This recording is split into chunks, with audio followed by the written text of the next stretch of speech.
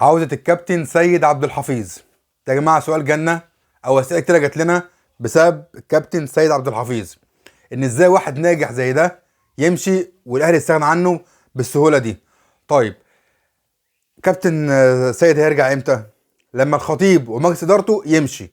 تاني يا كباتن، كابتن سيد هيرجع لما الخطيب يمشي هو مجلس إدارته، عشان في مشكلة ما حصلت ما بين كابتن الخطيب وكابتن سيد لم يتم الافصاح عنها لغايه دلوقتي. عشان ما تقنعناش يا جماعه، ما تقنعناش ان كابتن الخطيب قال ساعتها هيطلع كوادر تاني غير الكابتن سيد عبد الحفيظ. طب الكوادر فين؟ هو كابتن محمد رمضان ده كادر جديد؟ مع احترامي ده كادر جديد، ده هو اللي معلم اصلا سيد عبد الحفيظ الشغلانه. فكده ما تبقوش بيه علينا عشان احنا ما بنشتريش بسهوله. فقصه الكادر الجديد ده لا، ما كانتش مع الاهلي. طيب هو مشي ليه؟ محدش عارف. طب هو هيرجع امتى؟ زي ما قلت لكم هيرجع لما الكابتن الخطيب يمشي هو مجلسه. طيب ايه المشكله بقى، وازاي الاهلي ومؤسسه كبيره زي دي تمشي واحد ناجح زي الكابتن سيد؟ عشان اللي جاي بعد كده هيبقى كويس. جربنا مدير كرة كتيره جدا جدا وكلهم ما جوش بصراحه ربع الكابتن سيد عبد الحفيظ. طيب وصلنا في الاخر للمنصب المدير الرياضي اللي هو الكابتن محمد رمضان. طب المدير الرياضي ده بيعمل ايه؟ مسؤول عن الفريق كله، مسؤول عن الصفقات، مسؤول عن فريق السكاوتنج. هو هيبقى بابا الشغلانه. تمام. هو جاي يرازف كولر مش عارف ليه، فكولر اصلا مش طايقه من ساعه لما جه.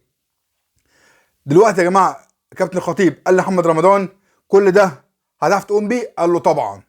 طب دلوقتي المشاكل اللي حصل في الفريق دلوقتي ده سببها ايه؟ اوضه اللبس بقت هرجله، الفريق بقى عشوائي خالص، بقى اوضه اللبس عندها في الاهلي بقت مستباحه، واثار الفريق كلها بره، ومشاكل وامام عاشور وعمر كمال والفيلم انتوا وكهربا والافلام دي كلها. ده كله برضو عشان اوضه اللبس. فمعنى كده ان في مشاكل اداريه فجه وواضحه جدا. احنا مش طالعين يا جماعه، مش طالعين نقول ايه ان مفيش مشاكل والاهلي كويس، لا، في مشاكل اداريه اثرت بالايجاب على المشاكل الفنيه على كولر.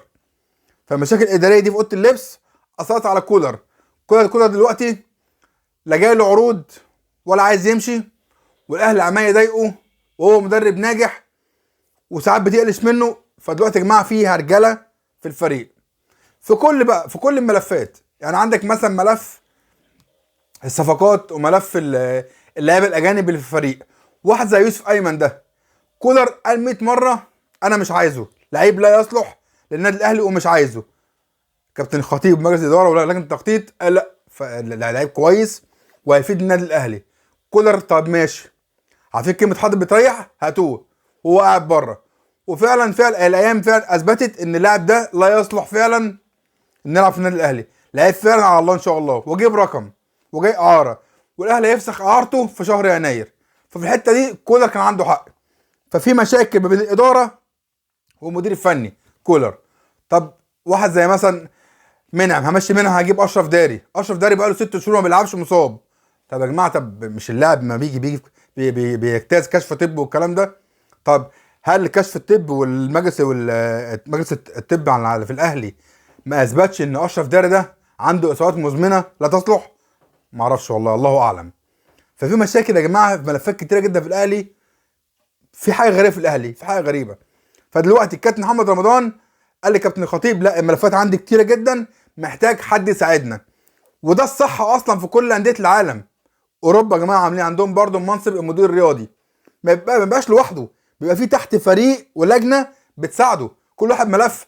يعني هو مسؤول عن ملفات كتيره، فكل واحد هيمسك ملف. الكابتن رمضان مش سوبر مان، يعني هو مش هيمسك كل ده. فدلوقتي بدا يقع. عشان ايه؟ عشان الشيله تقيله عليه. وده مش عيب في كابتن محمد رمضان، لا، المنصب ده بيبقى فيه مدير رياضي وتحتيه بقى كل واحد يمسك ملف الصفقات، لجنه السكاوتنج، لجنه الصفقات، لجنه اختيار اللعيبه، الكلام ده لازم. فدلوقتي هو دلوقتي محتاج مدير كوره. عشان يا جماعه في خلط دلوقتي، في ناس كتير قالوا لنا يا جماعه طب مدير الرياضي، مدير الكوره اللي جاي ده يا معنى كده كابتن رمضان يمشي؟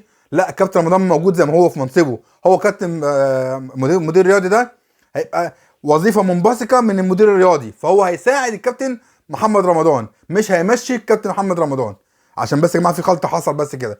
المدير الرياضي اللي هيجي ده هيساعد الكابتن رمضان، هيبقى هو خلاص اللي هيبقى مسؤول عن الملعب ويقعد على الدكه، وكابتن محمد رمضان بقى هيبقى ايه مسؤول عن بقيه الملفات الثانيه. فلازم يا جماعه، هي مش عنجهيه وفتحه صدر، هو المدير الرياضي ده معاه واحد او اثنين او ثلاثه يساعدوه، لجنه تساعده، غير كده الدنيا بتقع. والدنيا في الاهلي يا جماعه واقعه، جماهير الاهلي يا جماعه ما بتقبلش باي خساره. احنا زعلانين جدا عشان الاهلي ما وصلش النهائي بطوله كبيره زي انتر كونتيننتال، تمام؟ فاحنا الاهلي كبير وهيفضل كبير، بس يا جماعه في مشاكل دلوقتي اداريه موجوده في مشاكل جامده جدا في الاهلي. فهيتحل ازاي؟ مدير كوره قوي جدا زي ما قلنا يا جماعه، الكابتن سيد عبد الحفيظ مش هيرجع مع خطيب، فتشوف حد غيره دلوقتي بقى يساعد مع كابتن رمضان. في خلاص بنسبه كبيره جدا كابتن وليد سليمان هو اللي ممكن يشغل المنصب ده. فعايز اعرف رايكم يا جماعه، رايكم هل كابتن وليد سليمان يصلح يكون مدير كوره مع الفريق ده بالمشاكل اللي موجوده في الفريق دلوقتي ولا لا؟ عايز اعرف رايكم.